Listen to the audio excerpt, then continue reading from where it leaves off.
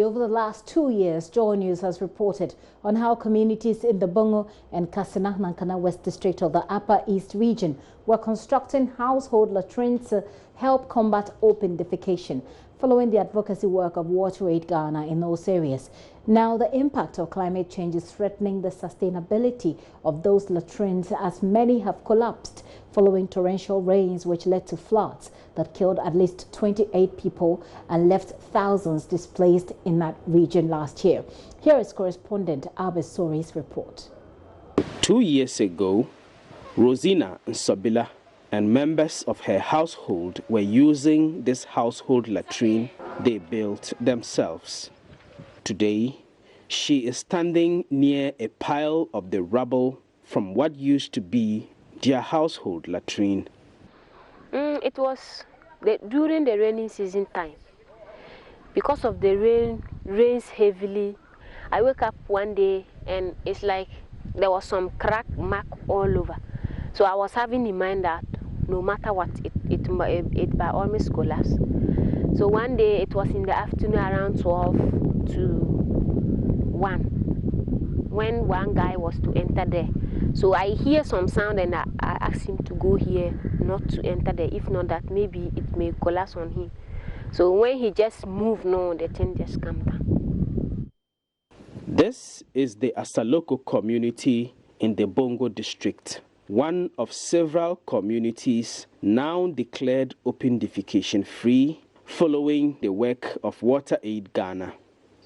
The residents had mobilized and built their own household latrines in response to the eye-opening water, sanitation and hygiene, or WASH for Public Health project implemented by WaterAid Ghana. It was WaterAid people who came to our community to talk about hygiene, how to handle ourselves and all those things.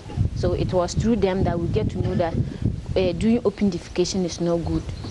Firstly, we always go anyhow where you can hide yourself and free yourself. But from then they came and taught us about how going to toilet openly is no good. How the flies will go and sit in it and come and touch our food and we eat. That's why we go ahead to construct the latrines.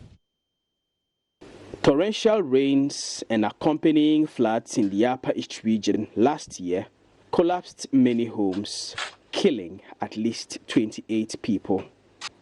The latrines, built by the people of Asaloko and other communities here in the Bongo and Kasina-Nankana West districts, were not spared in the disaster.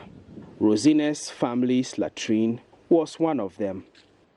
It's not easy for us, simply because when you feel like going to toilet and in the daytime you get to our neighbor house to do, if you get there and somebody is there, you have to wait. Other homes lost their latrines to the floods, including the families of Awene Agoni and Azore Inyaba, who were just looking through the debris of their collapsed latrines at the time of our visits. Last year, the rains were too much. That's why the latrine collapsed. It was a mud structure I was using together with my family, but the floods forced it to crumble. And now, I have to try to construct it all over again. We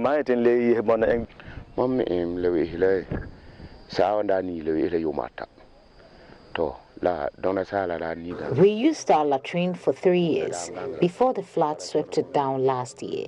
The pit is still intact, so I have to raise the walls again, but it comes at a cost. So I'm thinking about what to do.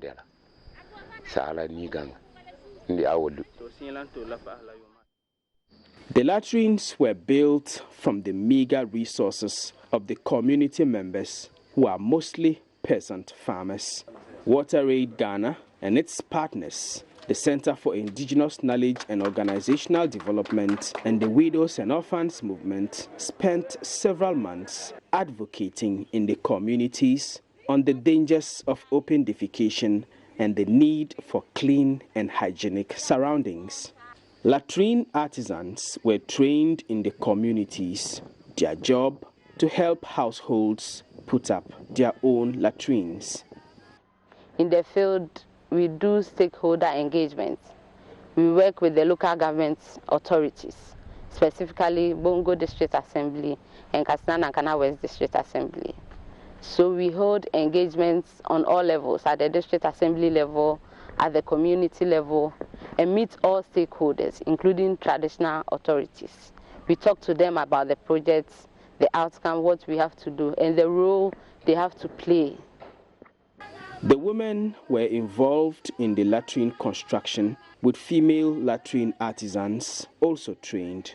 Soon, the communities embraced the need for a change, and latrines sprang up in almost every household, from Akania to Nakong Saboro in the Kasina-Nankana West District to Asaloko and Aberingabisi in the Bongo District, and several other communities.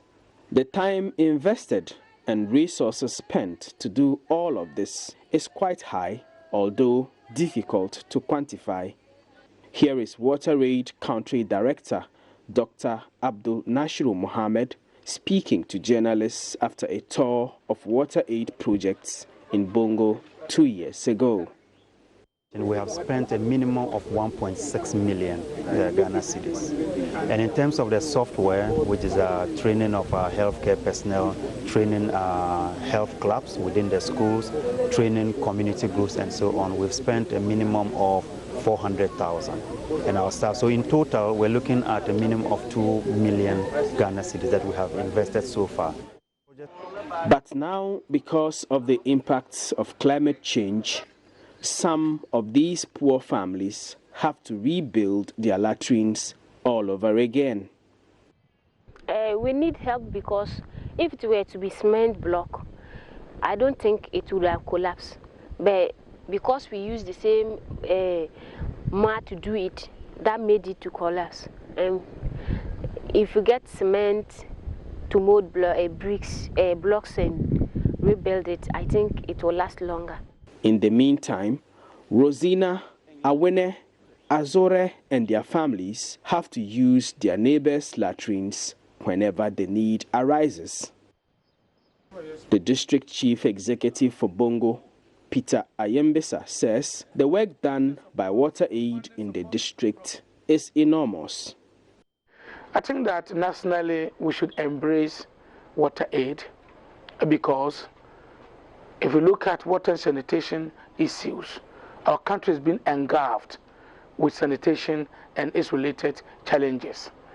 If we allow WaterAid to operate, give them the necessary support to operate in our country, I believe that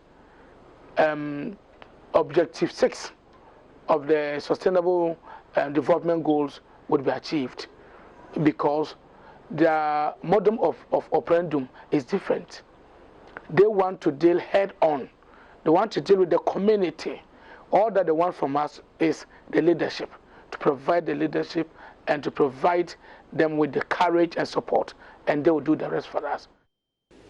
A total of 174 latrines collapsed out of 432 latrines constructed in the two districts. Fortunately, the provision of mechanized water systems by WaterAid in the communities has saved the people from any major water pollution that last year's floods could have caused. Nonetheless, the destruction of the latrines by last year's floods may well be a signal for resilient water, sanitation and hygiene services to be included in climate change adaptation plans in the future. Albert Sorry, JoyNews, Bongo.